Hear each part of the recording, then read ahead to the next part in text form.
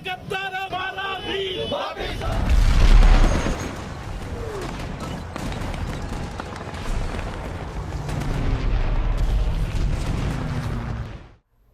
राकेश्वर मनहास को वापस लाओ। नमस्कार, आपके साथ मैं हूं लावनी विनीत और बहुत विशेष प्रस्तुति के साथ आपके बीच मौजूद हूं, क्योंकि इस वक्त पूरे देश से यही एक आवाज निकल रही है कि कायर नक्सलियों के चंगुल से अपने इस जाबाज को छुड़ाना है। कायर नक्सलियों ने जिन्होंने घात लगाकर हमारे जवानों पर हमला किया, लेकिन देखिए हमारे जवान हैं जो ये जानते हैं कि शेर किसे कहते हैं, जिनकी आंखों में निडरता झलकती है, जो निर्भीक होकर लड़ते हैं और अपने देश पर जान न्यौछावर कर देते हैं। और ऐसा ही निर्भीक जाबाज है, ऐसा ही बहादुर जाबाज है राकेश्वर सिंह मनहास, जो इस वक्त कायर नक्सलियों के चंगुल में है। बावजूद इसके चेहरे पर शिकन नहीं है, बावजूद इसके कि गीदड़ों के बीच में है, ये शेर अपनी आंखों से दहाड़ रहा है और सीधे सीधे ललकार रहा है कि तुमने हमें छेड़ा है, हम तुम्हें छोड़ेंगे नहीं। तस्वीर सबसे पहले आपको दिखाते हैं। राकेश्वर सिंह मनहास एंटी नक्सल कोबरा बटालियन का वो कमांडो जो इस वक्त नक्सलियों के कब्जे में है। याद होगा आपको 3 अप्रैल के दिन, शनिवार का दिन था, घात लगाकर बैठे नक्सलियों ने हमारे जवानों को घेर कर हमला किया। 22 जवान बलिदान हो गए, 1 जवान लापता हुआ। लेकिन उसी लापता जवान के बारे में अचानक से नक्सलियों की तरफ से एक चिट्ठी आती है और शर्त के साथ चिट्ठी में लिखा होता है कि ये जाबाज हमारे पास है। राकेश्वर सिंह मनहास जो कि एंटी नक्सल कोबरा बटालियन के कमांडो हैं, जो बीते 2 सालों से इस जगह पर पोस्टेड है, कई ऐसे नक्सली ऑपरेशंस का हिस्सा रह चुके हैं, दमदार तरीके से अपनी निडरता को सामने दिखा चुके हैं। लेकिन फिलहाल वो इस वक्त नक्सलियों के चंगुल में है। नक्सलियों ने एक फोटो जारी की है और साथ ही साथ एक चिट्ठी भी लिखी है जिसमें सशर्त वापसी की बात हो रही है। लेकिन यहां पर नक्सली ये भूल चुके हैं कि उन्होंने जिन पर हाथ डाला है, जिनको छेड़ने की कोशिश की है, उनका तो एक ही उद्देश्य होता है। वो अपना एक मोटो लेकर चलते हैं कि छेड़ तो दिया है लेकिन आगे छोड़ेंगे नहीं। देखिए राकेश्वर सिंह मनहास के चेहरे पर शिकन नजर नहीं आती, आंखों से दहाड़ता हुआ ये जाबाज बता रहा है नक्सलियों को कि तुमने अभी तो मुझे पकड़ लिया है, लेकिन मेरा देश मेरे साथ है, मेरे लोग मेरे साथ हैं और मैं बड़े बेखौफ होकर ये जवाब देता हूं नक्सलियों को कि मैं सकुशल वापस लौटूंगा और एक बड़ा जवाब नक्सलियों को दूंगा। इन सब के बीच आइए एक बार फिर से जरा वापस लौटते हैं आज के समय में और आज की परिस्थिति को देखते हुए, जब हर देश के हर कोने से एक आवाज निकल रही है कि राकेश्वर मनहास को वापस लेकर आओ, उसी तरीके से वापस लेकर आओ जैसे अभिनंदन को वापस लेकर आए थे, जैसे पाकिस्तान की पेशानी पर बल आया था, ऐसे ही अब घर के अंदर बैठे गद्दारों की पेशानी पर बल आना चाहिए। और इसीलिए आज हम फिर से देश की आवाज से आवाज मिलाते हुए इस वीर जवान की सकुशल घर वापसी के लिए एक बड़ी अपील करने वाले हैं, एक बड़ा संदेश देने वाले हैं। हम आगे बढ़े उससे पहले देखते हैं हमारी ये स्पेशल रिपोर्ट।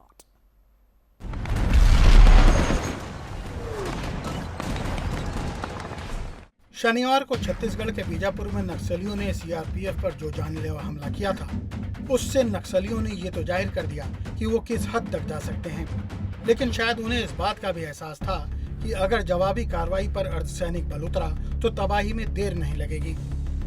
यही वजह थी कि उसने सीआरपीएफ के एक 35 वर्षीय जवान राकेश्वर सिंह मनहास को बंधक बना लिया। पहले तो राकेश्वर की जानकारी नहीं मिल रही थी, फिर मंगलवार को नक्सलियों ने 2 पेज की चिट्ठी लिखकर राकेश्वर के रिहाई के लिए वार्ता की मांग की और सरकार से मध्यस्थों के नाम मांगे। उन्होंने लूटे हुए हथियारों की बात भी स्वीकार की और ये भी स्वीकारा कि उनके भी कुछ लोग इस हमले में मारे गए हैं। चिट्ठी में ये भी भरोसा दिया गया है कि जब तक सरकार मध्यस्थ नियुक्त नहीं करती, सीआरपीएफ का ये जवान उनका बंधक बना रहेगा। ये मालूम होने के बाद कि राकेश्वर सिंह नक्सलियों के कब्जे में है, राकेश्वर के परिजनों और इलाके के लोगों ने सरकार से राकेश्वर की रिहाई की मांग तेज कर दी है। पहले राकेश्वर की बेटी ने पीएम से बड़ी मार में गुहार लगाई थी कि मेरे पापा को छोड़ दो। मेरा पापा जल्दी वापस आ जाए, मेरा पापा जल्दी जल्दी वापस आ जाए।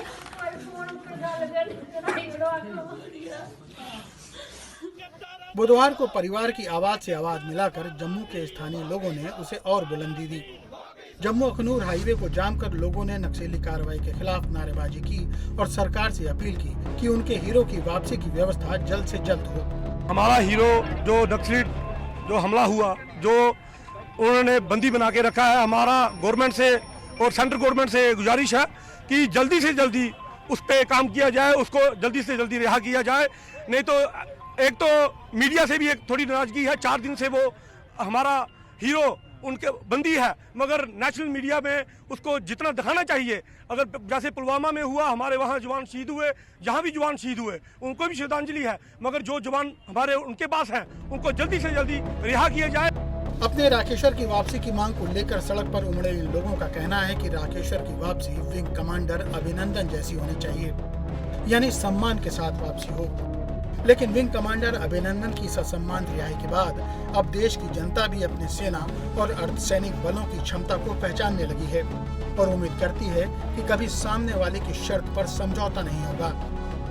हमारे देश के लिए जितना अहम विंग कमांडर अभिनंदन थे, उतने ही अहम राकेश्वर भी हैं और सरकार भी मन बना चुकी है कि शर्त पर नहीं, शौर्य के भरोसे होगी राकेश्वर की वापसी। Bureau report, Sudarshan news.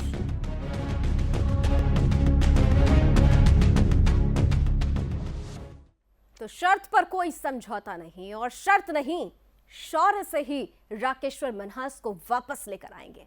2 खास मेहमान हमारे साथ इस वक्त जुड़ चुके हैं, स्वागत करना चाहूंगी। मेरे साथ इस वक्त जुड़ रहे हैं retired ADG BSF Sanjeev Sood ji, बहुत बहुत स्वागत। और साथ ही साथ retired police officer Pradeep Mishra ji भी हमारे साथ जुड़ चुके हैं। प्रदीप जी, आपका भी बहुत बहुत स्वागत। संजीव जी, आपके साथ शुरुआत करते हुए, वो दिन एक बार फिर से याद आ जाता है, वो रातें एक बार फिर से सामने आ रही हैं जब विंग कमांडर अभिनंदन पाकिस्तान के कब्जे में थे। पूरे देश ने एक आवाज के साथ आवाज मिलाई थी कि विंग कमांडर को वापस लाना है, सकुशल वापस लाना है, और हमने ऐसा करके दिखाया। राकेश्वर सिंह मनहास के लिए भी तो यही होना चाहिए। क्यों समझौता हो, शर्तों पर क्यों बात हो, शौर्य से वापसी होनी चाहिए। संजीव जी, मैं सहमत हूं आपसे, पर दोनों स्थितियों में एक फर्क है कि जब अभिनंदन थे तो हम एक देश के साथ में डील कर रहे थे जो स्टेट अथॉरिटी होती है, जिसके ऊपर इंटरनेशनल प्रेशर डाले जा सकते थे और उसको उससे मानना पड़ता। पर ये जो अभी हमारे एनिमी हैं, ये इस प्रकार से ऑपरेट करते हैं कि इनके ऊपर स्टेट अथॉरिटी का कोई जोर नहीं चल सकता, मॉरल प्रेशर इनके ऊपर नहीं चल सकता। तो इसको रिलीज कराने के लिए मुझे लगता है कि अल्टीमेटली, जैसा कि वहाँ के छत्तीसगढ़ के आईजी ऑपरेशंस ने कहा है कि ऑपरेशन लॉन्च करना पड़ेगा इसको रिलीज कराने के लिए। उनकी जो मध्यस्थता की बातें हैं वो ठीक है, साइमल्टेनियस लेवल पर वो भी चलना चाहिए, क्योंकि कोलैटरल डैमेज कम से कम होना चाहिए। परंतु मुझे ऐसा प्रतीत नहीं होता है कि बिना ऑपरेशन के ये व्यक्ति को रिलीज कर सकेंगे, इस जवान को रिलीज कर सकेंगे। उसके लिए हमें बहुत इंटेलिजेंस गैदर करनी पड़ेगी, किस जगह पर किस हालात में उसको रखा हुआ है, वो पिन पॉइंट इंफॉर्मेशन मिलने पर तभी हम इसको रिलीज कर पाएंगे। आपने बहुत इंपॉर्टेंट पॉइंट कहा है कि जब हम कंट्री टू कंट्री वॉर में होते हैं तो हमें पता होता है, प्रदीप जी आपके पास आते हुए, कि हमें पता होता है हमारा दुश्मन कौन है, हमें किस स्ट्रैटेजी के साथ उसे सबक सिखाना है। लेकिन घर के अंदर ही अगर गद्दार छिपे हों, कवि प्रदीप ने भी कुछ, आपको याद होगा वो पंक्तियां उन्होंने कहा था कि इस देश के पहरेदारों से कहना है कि संभल कर रहना देश के अंदर छिपे हुए गद्दारों से। तो ये जो गद्दार है, घर के अंदर के जो दुश्मन है, उनसे लड़ना थोड़ा मुश्किल हो जाता है। लेकिन ऐसे समय में जब लगातार हमारी सेना, हमारे अर्धसैनिक बल अपनी शौर्यता का प्रमाण दे रहे हों, उसका प्रतीक पर्याय बनते जा रहे हों, और ऐसे समय में अगर हम थोड़ी सी भी ढिलाई दिखाएंगे, कहीं से भी सहानुभूति बटोरने की कोशिश करेंगे, तो आपको नहीं लगता कि उनके भी आत्मबल में, उनके भी मनोबल में कोई कमी आएगी? इसलिए हमें भी बिल्कुल उसी तरह जवाब देना होगा, बिल्कुल उसी तरह घर वापसी करानी होगी, टिट फॉर टैट जिसे कहा जाता है। प्रदीप जी।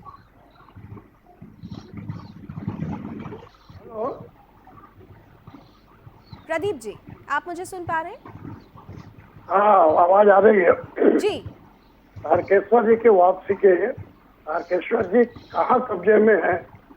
बस्तर के इलाका दुर्गम इलाका है, घने जंगलों का। एक स्थिति के अंतर्गत पूरी प्लानिंग के साथ शासन को एक योजना के तहत ही उन्हें मुक्त कराना पड़ेगा। शासन दृढ़ प्रतिज्ञ है, राज्य शासन हो चाहे केंद्र शासन हो, वापसी होगी, जरूर वापसी होगी। नहीं, आप बिल्कुल निश्चित रूप से आपकी बात इस चीज में सहमत हूँ कि वापसी होगी, बिल्कुल वापसी होगी, लेकिन जो देरी हो रही है, स्ट्रैटेजी बनाने में परेशानी क्यों आ रही है? 3 अप्रैल का ये मामला है सर, आज 7 अप्रैल खत्म होने वाली है। 101 घंटे से ऊपर हो चुका है सर। परेशानी इसलिए है कि नक्सली जो है बस्तर के घने जंगलों में दुर्गम स्थानों पे किस जगह पे तारकेश्वर को कब्जे में रखे हैं। पहले तो इंटेलिजेंस से ये पता करना पड़ेगा कि किस जगह पे किस लोकेशन में, उसके बाद ही प्लानिंग कर फोर्स का इस्तेमाल करके बड़े पैमाने पे उसको रिहा कराने की कार्रवाई की जा सकती है। कोई भी अचानक निर्णय लेना उचित नहीं होगा। नहीं, ठीक है, अचानक निर्णय लेना थोड़ा मुश्किल होता है संजीव सूद जी, अचानक निर्णय लेना थोड़ा मुश्किल होता है, लेकिन निर्णायक सही समय पर हो जाए तो वही निर्णय कहा जाता है। अगर हम लगातार देख रहे हैं कि 3 दिन बीत चुके हैं, अब न जाने कितने, आप सोचिए कि इस परिवार पर क्या बीत रही होगी। हम और आप, हमारा देश, हम एक सुर में आवाज उठा रहे हैं कि राकेश्वर की सकुशल वापसी होनी चाहिए और होकर रहेगी, लेकिन इन सबके बीच उस परिवार में सोचिए, माँ का क्या हाल है, पत्नी का क्या हाल है, छोटी बच्ची का क्या हाल है। आपने वो तस्वीरें देखी होंगी, वो आवाज सुनी होगी कि मेरे पापा को जल्दी घर वापस ले आइए, पीएम मोदी प्लीज। वो सुनकर मैंने जब वो आवाज सुनी तो मेरे रोंगटे खड़े हो गए थे, मैं थोड़ी देर के लिए स्तब्ध थी। वो आवाज सुनकर कोई भी आक्रोशित भी होगा और द्रवित भी होगा, क्योंकि सिचुएशन ऐसी है सर। संजीव जी, तो फिर किस बात का निर्णय लेने में देरी क्यों हो रही है? जी मैं सहमत हूं कि इसमें आक्रोशित होना, द्रवित होना एक नेचुरल इमोशन है जो होगा। इसको अगर हम छुड़वाने की बहुत जल्दी करेंगे तो या तो हमें उनकी प्रेशर टैक्टिक्स के अंदर सरेंडर करना पड़ेगा, या फिर हम एक फर्म स्टैंड लें और हम ये सोचें कि हम इसको रिलीज करा के लाएंगे, ऑपरेशन करा के लाएंगे। ऐसे में मैं सहमत हूं कि फैमिली के ऊपर बहुत बुरी बीत रही होगी, पर पूरी स्थिति को देखते हुए हमें इसमें पेशेंस रखनी पड़ेगी। इसको रिलीज करने में टाइम लग सकता है। सर, आप ऑपरेशन की बात कर रहे हैं। उद्देश्य हमारा है कि हम उसको बिना हार्म के वापस ले आए। बिल्कुल, हम भी यही चाहते हैं, पूरा देश यही चाहता है, लेकिन जिस फोर्स फाइटिंग स्ट्रक्चरल स्ट्रैटेजी की आप बात कर रहे हैं, अगर मैं गलत नहीं हूं, क्योंकि अभी हमने पहले भी इस मसले पर बात की थी, जब ये हमला हुआ, चूक कहाँ हुई, किसके कारण से हुई, क्यों हुई, इन तमाम पहलुओं पर बात हुई। फिर से उसी स्ट्रैटेजी की बात हो रही है, फिर से उसी ऑपरेशन की बात हो रही है। सर, जिस जगह पर, आप दोनों ने ही कहा कि जिस जगह पर राकेश्वर सिंह को इस वक्त रखा गया है, वो ऐसी जगह है, ऐसे घने जंगल है जहां पर कई ऐसी जगह हैं जहां पर सूरज की रोशनी भी नहीं पहुंचती, लेकिन नक्सलियों को चप्पे चप्पे का पता होता है। हमारी फोर्सेस जब ऐसे ऑपरेशन करती हैं तो उन ऑपरेशंस में उनको भी तो वही प्रॉब्लम्स आती होंगी जो आज राकेश्वर को छुड़ाने के लिए जो प्रॉब्लम्स आ रही हैं, उस प्रॉब्लम से कैसे पार पाएंगे? ऑपरेशन तो पहले भी हुआ था, नक्सलियों को पकड़ने के लिए ही तो ऑपरेशन हो रहा था। उसी के बाद तो हमने 22 जवानों को खो दिया, उसी के बाद तो राकेश्वर आज कायरो के चंगुल में है। संजीव जी, तो मैं यही कहना चाहता हूं कि हमें ये इंश्योर करना पड़ेगा कि जो गलतियां हमने उस ऑपरेशन में करी उसको दोबारा रिपीट ना हो। हमें कहीं ऐसा ना हो कि राकेश्वर का भी नुकसान हो और उसके साथ साथ हम और भी फोर्सेस का लूज करें। इसलिए फैमिली की परेशानी का बिल्कुल हमें सहानुभूति है, परंतु इसमें हमें बिना पेशेंस के, बिना प्रॉपर प्लान किए हुए इसको बिना बात के किसी और नुकसान नहीं उठा लेना चाहिए। इंटेलिजेंस गैदर करें और उसकी इंटेलिजेंस की मदद से उसके ठिकाने पर पहुंचें और उसको रिलीज कराएं। आप देखिए ना, वीरप्पन को भी तो इसी प्रकार से ट्रैप किया गया था। बहुत पेशेंस का काम है ये। तो पब्लिक ओपिनियन के प्रेशर में आकर ये ऑपरेशन नहीं होने चाहिए। ये ऑपरेशन में पेशेंस बहुत आवश्यक है और तभी बिना नुकसान हुए सफलता प्राप्त हो सकती है।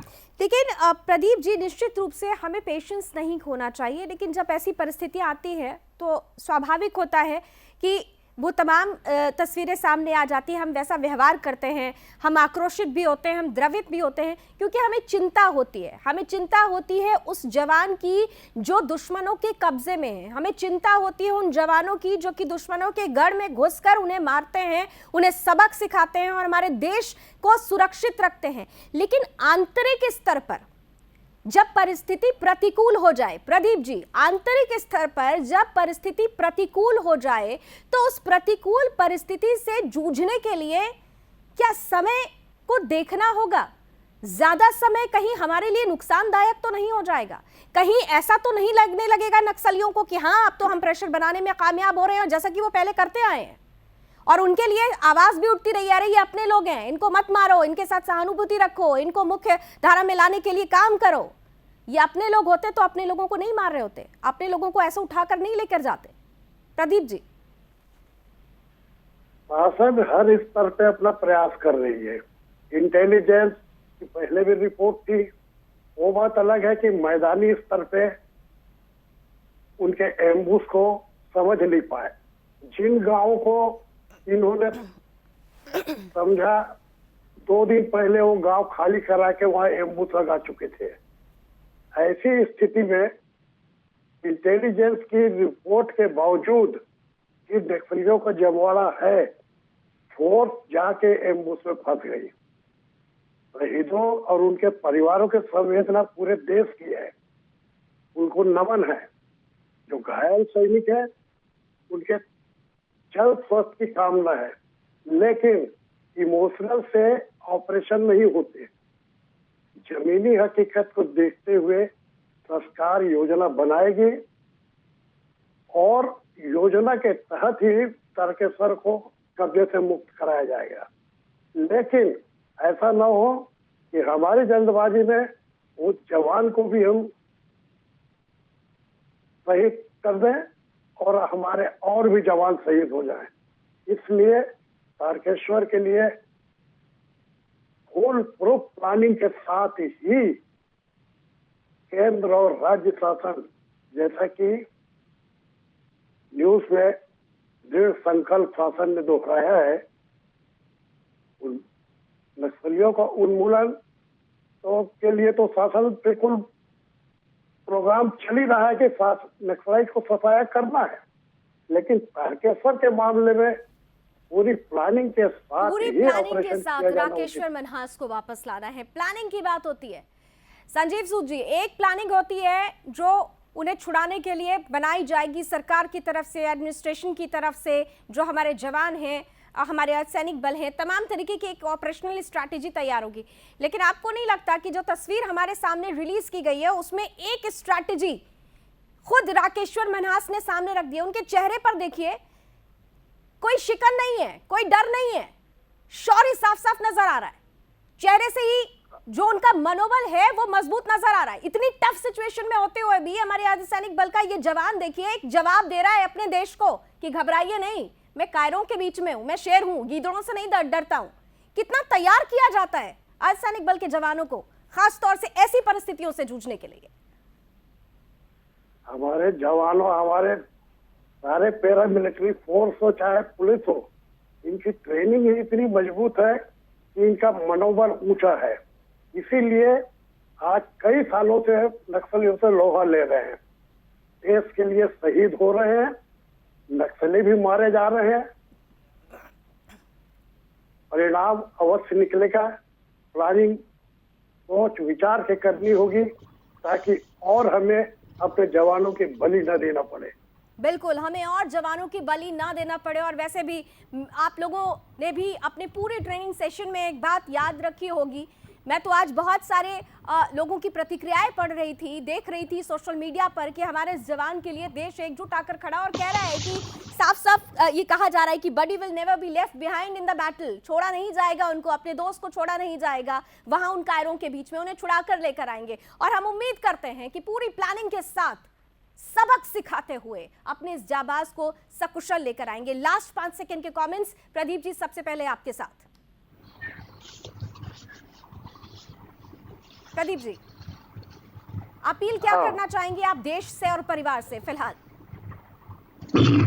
देश और परिवार, जो मानवीय क्षति हुई है वो तो अपूर्णीय है, लेकिन शासन अपने स्तर पे उनके जीवन को सुधारने, भविष्य को सुधारने के लिए हर संभव प्रयास करती है जी। और किसी भी शहीद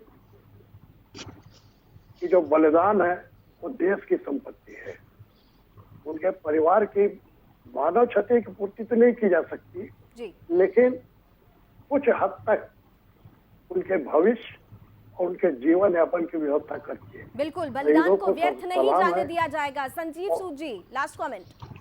जी, भाई मनहास के बारे में रिस्ट्रिक्ट करूंगा। मैं मेरी देश से और उसके फैमिली से ये अपील है कि पेशेंस रखें। सरकार और सिक्योरिटी फोर्सेस सब उनके साथ हैं। हमारा एम यही है कि ये जवान जिंदा अच्छी हालात में, अच्छी हेल्थ में वापस आ जाए और उसके लिए पूरी कार्रवाई, हर कोशिश की जाएगी जिससे कि और कोलेटरल नुकसान ना हो और ये जवान भी हमें प्रॉपर वापस आ जाए। तो सकुशल राकेश्वर जी, जी सर। सिक्योरिटी फोर्सेस को घबराने की आवश्यकता नहीं है। नहीं, कोई घबरा नहीं रहा है सर, सिर्फ चिंता हो रही है। हम जानते हैं कि हमारे देश के जाबाज किसी भी परिस्थिति से घबराते नहीं है। वो निर्भीकता के साथ, निडरता के साथ हर उस परिस्थिति का सामना करते हैं जहां पर दुश्मनों को वो एक बड़ा संदेश देते हैं कि छेड़ने पर हम छोड़ेंगे नहीं। और ऐसी जगह पर छेड़ा गया है जहां पर छोड़ने की कोई गुंजाइश ही नहीं होती है। बहुत बहुत धन्यवाद, आप दोनों ने हमें समय दिया। हम भी ये उम्मीद करते हैं कि जल्द ही एक विशेष प्लानिंग के साथ तस्वीर अच्छी खूबसूरत सामने होगी और सकुशल वापसी होगी इस जाबाज की, जो इस वक्त कायरों के बीच में फंस गया है लेकिन फिर भी शेर के जैसे निडरता के साथ दहाड़ रहा है। जल्द मिलेंगे राकेश्वर मनहास से, इसी उम्मीद के साथ अभी बस इतना ही। जय हिंद। गद्दारों को देश के गद्दार